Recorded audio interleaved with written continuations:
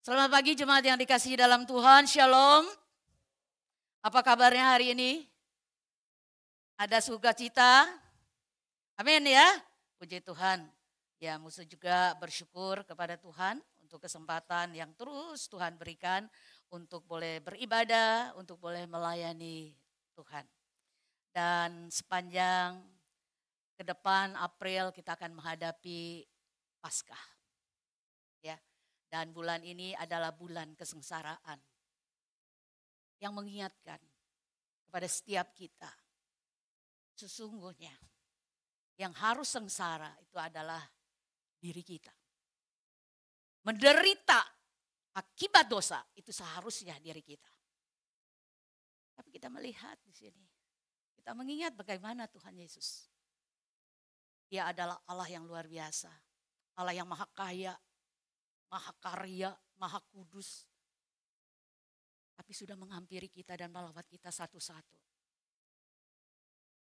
Dan akhirnya kita boleh datang, boleh menikmati.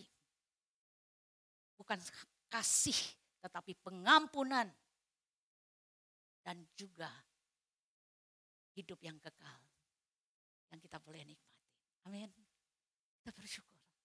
Biarlah di bulan ini kita terus hidup dengan rendah hati. Hidup saling mengasihi. Jangan ada pertengkaran. Berdamailah satu dengan yang lain. Hari ini hari pendamaian. Renungan kita pagi hari ini bukan? Luar biasa. Mari jemaat yang dikasihi dalam Tuhan. Di dalam perenungan kita, di dalam bulan sengsara.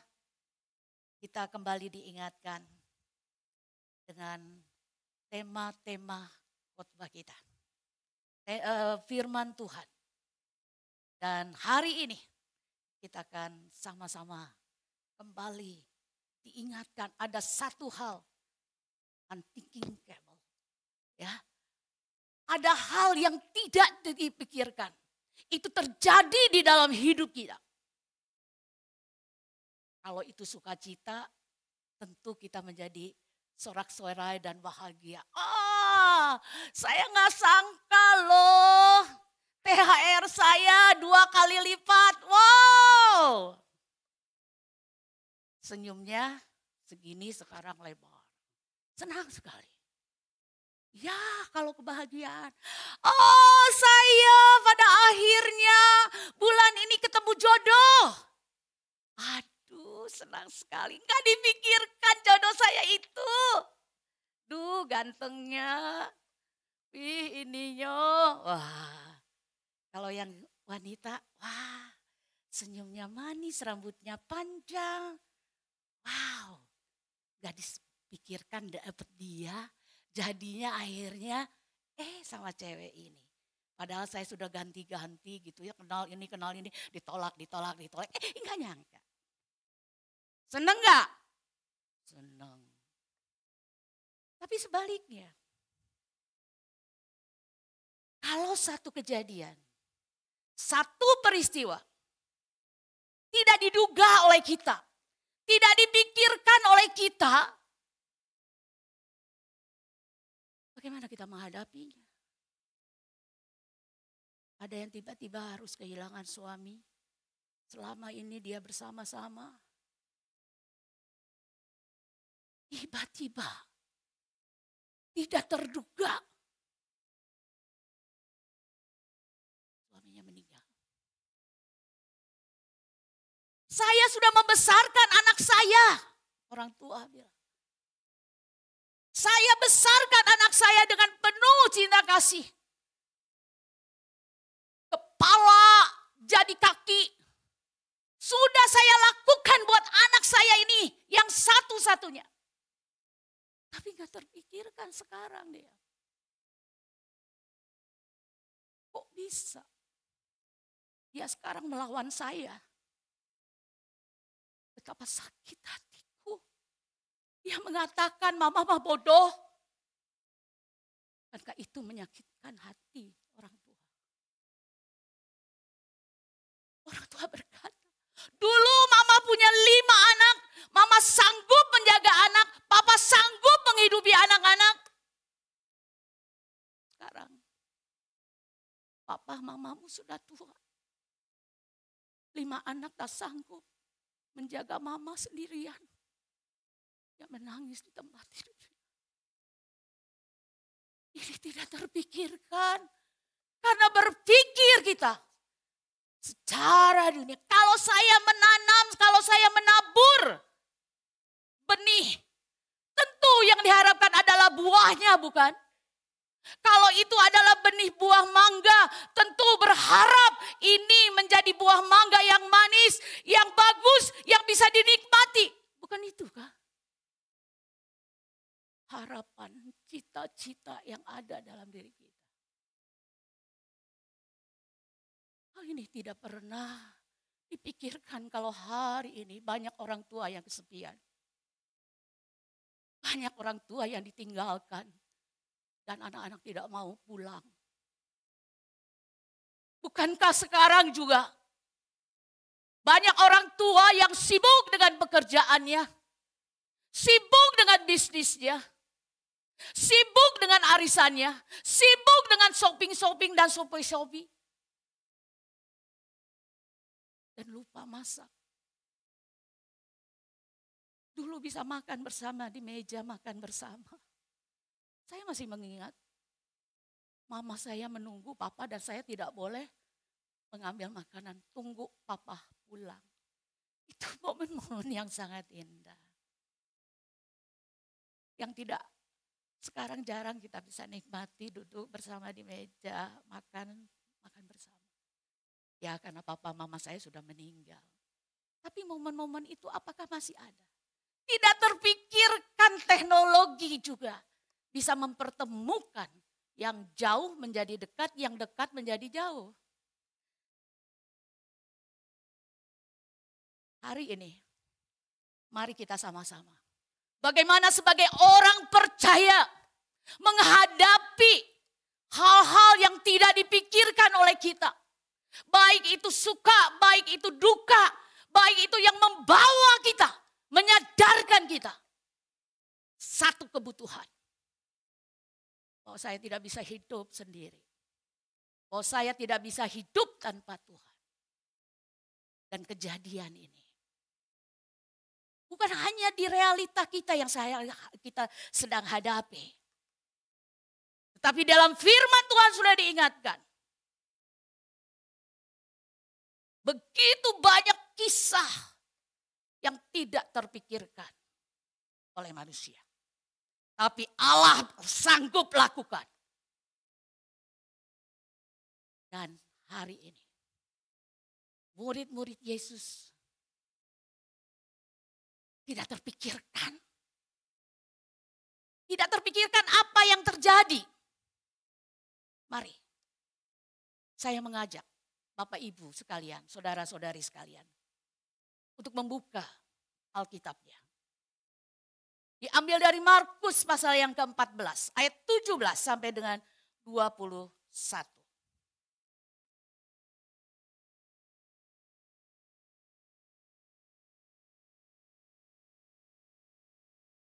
Markus pasalnya yang ke-14, ayat 17 sampai dengan 21.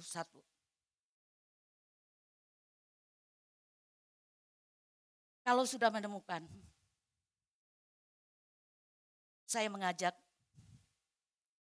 jemaat untuk menyimak bagian ini. Dan saya akan membacakannya secara perlahan-lahan.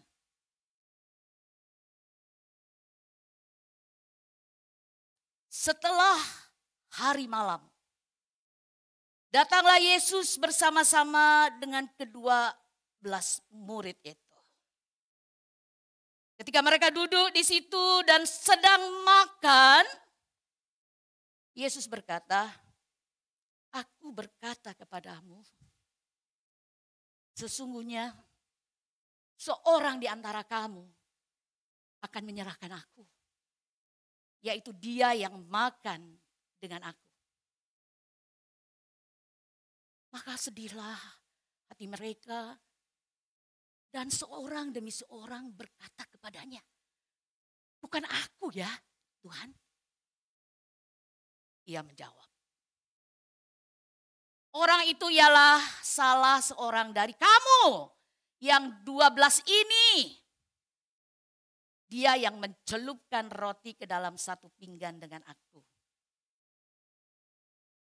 Anak manusia memang akan pergi sesuai dengan yang ada tertulis tentang dia. Akan tetapi celakalah orang yang olehnya anak manusia itu diserahkan. Adalah lebih baik bagi orang itu sekiranya ia tidak dilahirkan. Gak usah ada deh. Kan kita juga suka begitu ya kadang ya. Aduh, kalau tahu begini saya gak usah kesini. Kalau tahu saya begini gak usah nikah sama dia. Kalau tahu saya begini, aduh saya gak mau kerja gitu. Ya, banyak kan? Nah, jemaat yang dikasihi dalam Tuhan, ini ayat tiba-tiba setelah hari malam. Kita harus melihat konteks di atasnya, peristiwa apa dan sedang apa. Kok tiba-tiba Yesus berkata, enggak kepikir. Dia mengatakan, sesungguhnya seorang di antara kamu ini. Tiba-tiba suasana makan yang enak, yang nikmat, tercemar dengan hal-hal yang tidak terduga. Peristiwa ini kapan?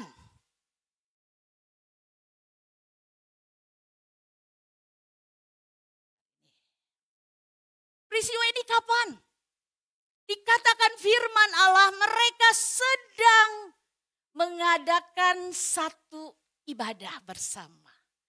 Ibadah yang sakral. Ibadah yang merupakan hal yang penting di dalam kehidupan orang Israel. Karena kenapa? Karena kenapa? Tuhan melalui Tauratnya di dalam Imamat 23 dimulai. Bahwa ada ibadah yang khusus dan 7 ibadah ini penting kebaktian ini. Dan pada peristiwa ini semua orang dan banyak orang dewasa, laki-laki dewasa harus datang. Bahkan penganut Yudaisme juga harus datang. Mereka datang ke Yerusalem, mereka merayakan apa? Mereka merayakan Paskah dan roti tidak beragi. Yang menandakan ini sebuah perayaan yang penting yang diadakan 8 hari. Wah, ramai sehingga perlu tempat untuk mengadakan kebaktian ini. Jemaat yang dikasihi dalam Tuhan, dalam suasana demikian sudah siap dan roti itu menandakan, Paskah itu menandakan bagaimana mereka keluar dari Mesir. Roti yang tidak beragi menandakan itu adalah keselamatan, kebebasan yang Allah berikan kepada bangsa Israel. Ini sebuah hal yang sangat sakral, yang benar-benar harus dirayakan oleh seluruh bangsa Israel. Makanya mereka berkumpul dan makannya itu malam. Makanya di sini ayat 17 dikatakan, ya, ketika mereka, ayat 17, setelah hari malam. Jadi baru mulai makan malam. Tapi tidak boleh dengan roti beragi. Karena mengingatkan bagaimana mereka waktu keluar dari Mesir, mereka buru-buru. Gak sempat lagi bikin bakpao lah, capcay, buyonghai, gak bisa. Tapi roti yang tidak beragi itu dibawa. Makanya ibadah yang Tuhan tetapkan itu punya nilai, punya dasar. Mengapa? Sampai sekarang juga ini harus menjadi bagian dari hidup kita. Makanya saya di sini menyampaikan. Ingat hari raya tahunan, ingat kebaktian punya sifat 4 hal di dalam hidup orang-orang percaya. Karena ini Allah tetapkan. Punya nilai apa? Dikatakan di sana. punya nilai komunal, peringatan, teologia, dan tipologi. Atau tipologia. Jadi ketika kita datang ini, kita ingat waktu Allah menetapkan kepada bangsa Israel dan juga ketetapan untuk selama-lamanya dan sifat itu, sifat ibadah. Jangan dianggap remeh oleh kita.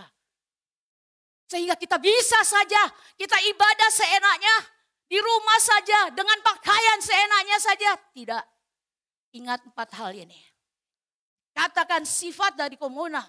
Itu adalah orang-orang itu kalau kebaktian orang-orang itu berkumpul.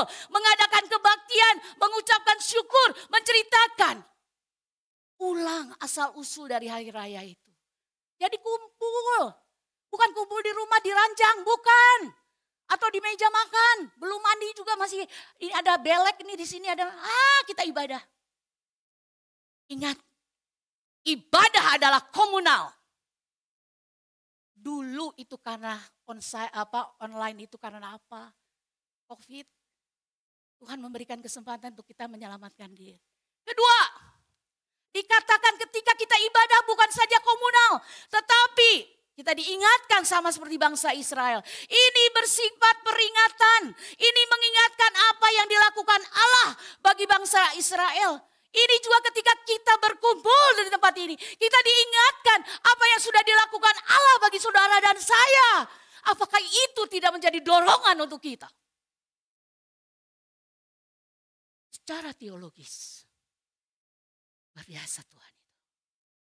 Ya, komunal, peringatan, secara teologis belajar siapa Allah itu. Makanya melalui firman Tuhan.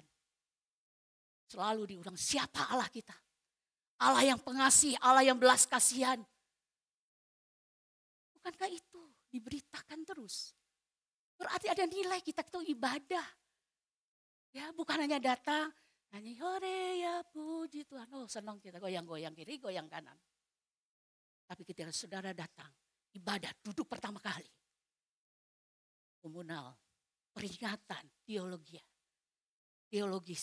Dan satu lagi tipologi. Apa artinya? Itu harus mengarahkan umat Israel kepada penggenapan agung dan simbolis yang ditunjukkan melalui hari raya, yaitu Yesus Kristus. Itu tujuannya. Sehingga saudara dan saya diajar oleh hamba Tuhan. Kenapa sih harus ibadah? Kenapa sih mesti ini harus tanya-tanya kalau saya ngibadah? Barang saya datang ibadah mesti tanya. Kenapa sih? Ini sangat berharga. Bagaimana kita ditunjukkan, diarahkan untuk penggenapan agung sampai Tuhan Yesus datang. Kalau Tuhan Yesus sudah datang, kita nggak perlu ibadah. Kita ibadah di sana. Ada pesta besar bersama dengan Yesus. Amin. Ya. Nah, dalam situasi seperti inilah terjadi peristiwa yang tidak terpikirkan. Murid-muridnya merasa, bukan aku ya Tuhan. Itu si Yudas ya Tuhan. Betul enggak? Tidak terpikirkan oleh murid-muridnya juga ini terjadi. Kok ada Tuhan Yesus bilang begitu? Bukankah kami ini dipilih? Bukankah kami ini ditetapkan? Di dalam Markus 3 ayat 13-19 dikatakan. Kemudian naiklah Yesus ke atas bukit, ia memanggil orang-orang yang dikehendakinya, perhatikan, dan mereka pun datang kepadanya. Ia menetapkan 12 muridnya. Menyertai dia dan untuk diutusnya memberitakan Injil. Jelas Tuhan yang pilih. Kapan itu? Masih di dalam Markus saya ambil. Di dalam Injil Markus dikatakan. Tuhan yang memanggil mereka. Apa Tuhan tidak tahu? Apa Tuhan tidak memikirkan bakal terjadi hal-hal ke depan ini? Tentu tidak. Karena di dalam ayat yang 19 dikatakan. Ketika Yesus memilih, ayat 19 dikatakan, dan Yudas Iskariot yang mengkhianati dia juga dipilih. Tuhan punya maksud dengan semua orang-orang yang sudah dipilihnya. Ingat, kita dipilih, kita dipanggil. Dibanding orang-orang yang di luar sana sudah diinjili tapi tetap keras hati. Ini murid-murid 3 tahun mereka bersama-sama dengan Yesus. Kok bisa ya? Ya, kita lihat. Apa yang terjadi dengan murid-murid Yesus? Tidak terpikirkan oleh kita. Kita hanya fokus kepada pengkhianatan daripada Yudas. Tapi tidak demikian. Kita harus pikirkan lebih dalam dari bagian ini. Apa yang terjadi? Masih sekarang bukan satu perikop dari Markus. Tapi ini dari satu pasal. Yang saya pun tidak pikirkan dan saudara dan saya mungkin gak pikirkan. Kok bisa terjadi dalam satu pasal kejadian yang menghebohkan ini? Dalam satu hari bisa terjadi kejadian yang seperti ini. Tidak terpikirkan. Apa kejadiannya? Yang pertama kita melihat di dalam Markus 14 ayat 43 sampai 44 kalau kita baca di sana. Apa yang terjadi? Yang pertama, benar-benar apa yang Tuhan katakan di dalam Markus 3 tadi terjadi. Gak dipikirkan kan? Kapan kejadiannya? Seperti apa kejadiannya? Murid-murid yang lain tidak tahu. Tapi Yesus sudah tahu. Dan itu dinyatakan di dalam pasal 14 ayat 43 dan sampai dengan 44. Itu baru Yudas. Ada peristiwa lain gak yang menghebohkan di dalam satu pasal ini? Ada. Pasal 50, ayat 50.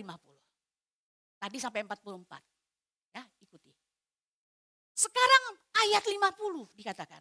Lalu semua murid itu meninggalkan dia dan melarikan diri. Masa penderitaan. Yesus dalam masa menderita akan naik. Memenuhi akan tugas yang diberikan oleh Allah Bapa. Apa yang terjadi saat menderita Tuhan Yesus? Ayat 50.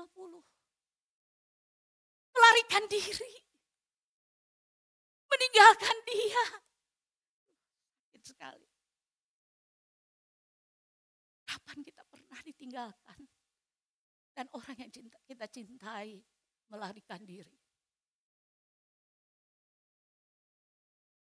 Menyakitkan? Ketika kita sedang butuh-butuhnya. Ketika kita sedang sayang-sayangnya. Kita ditinggalkan. Sakit rasanya. Sedih rasanya. Itu dialami oleh Yesus. Selesai? Tunggu dulu. Ketika semua meninggalkan dan melarikan diri. Kita ingat siapa? Satu orang lagi. Siapa? Petrus.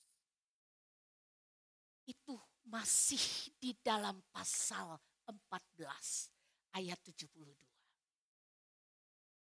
Dan pada saat itu berkokoklah ayam untuk kedua kalinya. Maka teringatlah Petrus bahwa Yesus telah berkata kepadanya. Sebelum ayam berkokok 2 kali engkau telah menyangkal aku 3 kali.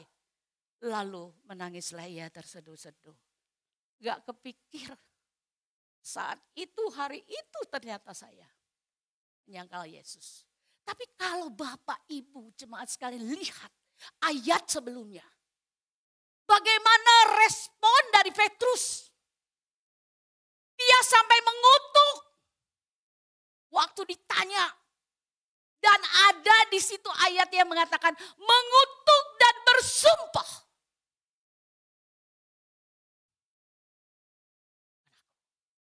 Aku gak tahu, aku gak kenal. Tapi kita melihat setelah mengutuk, bersumpah. Ayat yang terakhir tadi bagaimana Petrus? Dia menangis terseduh-seduh. Dia bukan mengambil gantungan baju langsung bunuh diri. Enggak. Dia enggak kejebur masuk ke laut. Enggak. Dia menangis terseduh-seduh. Seorang air mata seorang laki-laki. Itu sangat berharga, bernilai. Saya katakan daripada perempuan. Bukan berarti perempuan gak berharga air matanya, bukan ya. Tapi bagi laki-laki itu betapa sulitnya untuk menangis. Betul gak sih? Saya jarang sekali lihat laki-laki menangis ya. Kalau dia sudah berkaca-kaca di sini ya. Sudah, bukan ada kaca. Ini air matanya sudah ada di sini. Dia langsung cepat-cepat. Enggak, maksudnya apa-apa. Luar biasa bukan? Ini kejadian yang gak terpikirkan. Apakah selesai sampai di sini? Tidak, jemaat sekalian. Segala hal yang tidak terpikirkan. Segala hal yang pahit. Segala masalah yang terjadi hari ini di dalam hidup kita. Menjadi penderitaan, menjadi siksaan dalam hidup kita. Sehingga kita berjalan pun rasanya susah, sulit. Untuk maju pun rasanya tidak mungkin. Kalau itu ada hari ini. Kita lihat. Selanjutnya, seri ini belum selesai. Menghadapi penderitaan, menghadapi hal-hal yang gak dipikirkan. Dulu dia itu konglomerat, sekarang melarat. Dulu dia sakti, sekarang sakit. Bisa terjadi demikian? Bisa. Tapi bagaimana menghadapinya? Perhatikan. Selanjutnya, saya belajar. Perjumpaan dengan Yesus yang bangkit kembali. Memulihkan semangat hidup. Perjumpaan dengan Yesus kembali. Setelah Yesus bangkit. Itu benar-benar memulihkan murid-murid. Mereka tidak melarikan diri lagi. Mereka kembali kepada panggilannya. Mereka kembali kepada tugasnya. Mereka kembali apa yang dipesankan oleh Tuhan. Semangat hidup dan tekad kuat terus. Mau berkarya bagi kemuliaan dan kerajaan Allah. Itu bangkit kembali. Itu diperbaharui kembali. Itu orang-orang percaya. Menghadapi hal-hal yang gak dipikirkan. Perhatikan. Itu tercatat di dalam Kisah Para Rasul 1. Ayat 2 sampai dengan 3. Sampai pada hari ia terangkat. Sebelum itu ia telah memberi perintahnya oleh Roh Kudus kepada rasul-rasul yang dipilihnya. Kepada mereka yang menunjukkan dirinya setelah penderitaannya selesai. Tadi sudah bicara tentang penderitaan, sekarang penderitaanku sudah selesai. Penebusanku, tugasku sudah selesai. Dan dengan banyak tanda, ia membuktikan bahwa ia hidup. Sebab selama 40 hari ia berulang-ulang menampakkan diri dan berbicara kepada mereka tentang kerajaan Allah. Lihat, perjumpaan dengan Yesus secara pribadi. Dan ini mengindikasikan setiap kita. Ketika saudara dan saya dalam penderitaan yang tidak dipikirkan, yang tidak mengerti. Mengapa begini? Mengapa harus saya? Kenapa harus saya? Sambil tepuk-tepuk. Mengapa harus saya bukan orang lain? Kenapa enggak adik saya saja? Dulu saya begitu. Mau motor aja susah. Adik saya dibelikan. Motornya Tril lagi waktu itu. Saya enggak dikasih cicinya. Saya bertanya kenapa?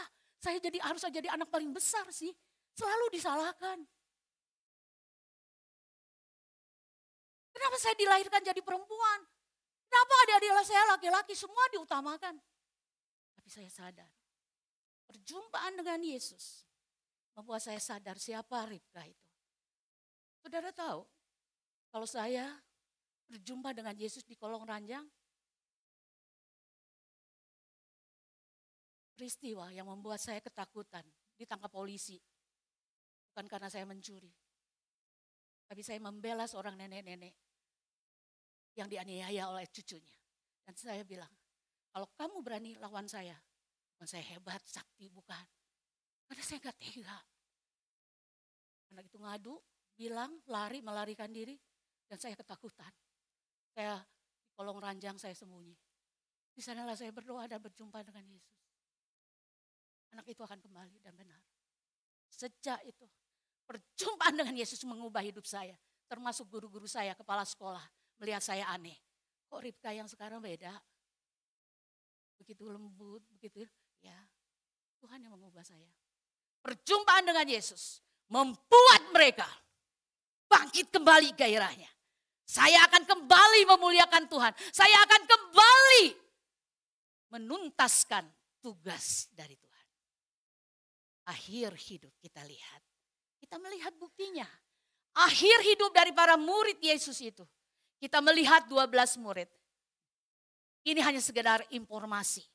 Ya, ada yang disalibkan terbalik, ada yang disalibkan dengan tanda silang, ada yang hidup-hidup dikuliti, ada apalagi di sana yang tua meninggal tua itu hanya satu orang, ya, yaitu Yohanes meninggal dalam usia tua di Efesus. Tapi yang lainnya semua di dalam penderitaan, di dalam kesakitan. Tapi apakah mereka sekarang melarikan diri? Tidak. Dulu melihat penderitaan Yesus. Sekarang mereka ngalami sendiri. Dan mereka tidak melarikan diri. Tapi mereka setia sampai mati. Ini menyadarkan saudara dan saya untuk beberapa hal tentang diri kita. Kita memang memiliki keterbatasan, tidak mampu kadang-kadang untuk melawan, untuk menghadapi situasi pada saat ini. Kita tidak siap, betul kita terbatas. Kalau begitu, kita juga tidak mampu menghadapi godaan untuk melarikan diri dari Tuhan. Kita tidak mampu kadang untuk bangun dari tidur pagi-pagi ataupun dari kegiatan apapun untuk beribadah. Sulit kita, tidak mampu saya melawan. Tapi ingat, perjumpaan dengan Kristus mengubah hidup kita. Kita semua memiliki kebutuhan yang sama akan kasih karunia dan belas kasihan kasih Yesus. Kita butuh Dia. Kita tidak bisa tinggalkan Dia. Kalau kita butuh, kita dekat dengan Dia. Kita cari Dia kalau lagi butuh. Tapi kalau tidak lagi butuh, kita tinggalkan Dia. Kita lebih baik kita liburan, ya. Padahal hari itu adalah hari besar dan ditunggu di tempat ini. Tapi kita lebih rela untuk liburan, kita lebih rela untuk pergi. Kasih Kristus mengubah, memulihkan dan memperbaharui. Kalau saudara rindu, saya rindu. Ketika sekarang saudari sedang duduk di dalam kesusahan, dalam kesulitan. Enggak terpikirkan bagian-bagian, aduh seperti ini. Dulu suami saya tuh lemah lembut, kalau ngomong juga penuh dengan canda, penuh dengan kelembutan. Kok sekarang berbeda? Istri saya dulu masak, dulu istri saya selalu kalau pulang dia tanya, papi sayang mau makan dulu, mau mandi dulu, biar mami siapkan. Sekarang boro-boro ditanya mau kopi, mau air, mau mandi, boro-boro sekarang. Enggak ada di tetangga. Kasih Kristus mengubah, memulihkan dan memperbaharui. Tapi ingat, jangan lupa. Penderitaan kematian Kristus bukan karena murid-murid. Bukan. Tetapi rancangan Allah adalah rancangan yang sempurna. Jadi apa yang terjadi pada kita saat ini, ingatlah selalu yang terakhir ini. Tuhan, kalau Engkau tidak lalukan kepahitan, kesusahan, kesulitan saat ini, kekurangan, ketidakmengertian saya, bisa saya pikir. Katakan satu di dalam hatimu hari ini, ketika engkau duduk, rancanganmu Tuhan adalah rancangan yang sempurna. Amin. Katakan sekarang di hatimu, Tuhan dengar, rancangan Tuhan sempurna. Pada akhirnya, bawalah ini pulang bersama dengan saya sebagai aplikasi di dalam hidup kita. Dua hal saja. Yang pertama, kita perlu kasih yang besar untuk berbesar hati. Banyak hal yang kita tidak bisa kita terima dengan besar hati, bukan? Si ini, keadaan, gereja yang penuh dengan kekurangan. Ini perlu hati yang besar. Tetapi saudara dan saya perlu kasih yang besar. Kasih yang besar dari siapa? Dari mana? Kasih yang besar itu adalah tindakan agung yang bersumber dari Allah sendiri. Dan untuk memahami kasih itu, kita harus mengalami terlebih dahulu kasih Yesus. Kalau saudara hari ini sudah mulai suam-suam kasih saudara sama Tuhan, maukah kembali kepada kasih yang mula-mula? Tuhan, aku butuh Engkau. Kasih yang besar itu menjadi milik aku. Sehingga aku bisa berbesar hati menerima apapun juga. Tidak cepat marah, tidak cepat emosi, tidak cepat membalas ketika ada sesuatu hal di dalam hidup saya. Tapi saya bisa tertunduk di hadapan Tuhan. Tuhan, aku tahu aku harus berubah, aku harus berjumpa secara pribadi dengan Tuhan. Katakan, perlu kasih yang besar untuk berbesar hati. 1, 2, 3. Perlu kasih yang besar untuk berbesar hati. Kok suaranya kecil? 1, 2, 3. Perlu. Ya, berbesar hati. Kita nggak bisa berbesar hati menerima seseorang dan keadaan kalau tidak ada kasih yang besar. Yang kedua apa, Musa? Rusak, namun selamanya berharga. Mungkin kita sudah rusak di dalam pikiran hidup kita. Karena kita tidak bisa terima hal-hal yang terjadi saat ini. Mungkin hidup kita juga sudah rusak oleh dunia ini, oleh nasihat-nasihat dunia ini tentang hidup rumah tangga kita, tentang hidup rohani kita. Tapi ingat, selamanya berharga. Karena kita diciptakan oleh Tuhan, Allah sendiri yang menghendaki saudara dan saya. Kalau tidak berharga, untuk apa dia datang, dia mencari dan menyelamatkan kita? Itu pertanyaannya. Saya sadar, saya sudah salah, saya banyak salah, saya rusak dalam hidup saya. Banyak hal yang tidak bisa diterima. Menggerutu, mengeluh. Itu yang ada di mulut. Saya sudah rusak Tuhan. Tapi Tuhan ingatkan saya. Walaupun kamu rusak, namun selamanya kamu berharga. Karena engkau milikku. Amin. Yuk kita sampaikan. Rusak, namun selamanya berharga. 1, 2, 3. Rusak. Ingat selamanya berharga di mata Tuhan. Sampai kita meninggal pun dikatakan berbahagialah orang yang mati di dalam. Kiranya firman Tuhan ini memberkati kita. Karena saya juga banyak hal-hal dalam hidup saya yang saya tidak mengerti. Tetapi Tuhan mengajar saya untuk berbesar hati. Dan mengingatkan, Ribka ingat ya, kau berharga. Itu yang membuat kita harus semangat lagi. Harus menghadapi dan terus ada masa depan yang Tuhan sediakan bagi saudara dan saya. Amin.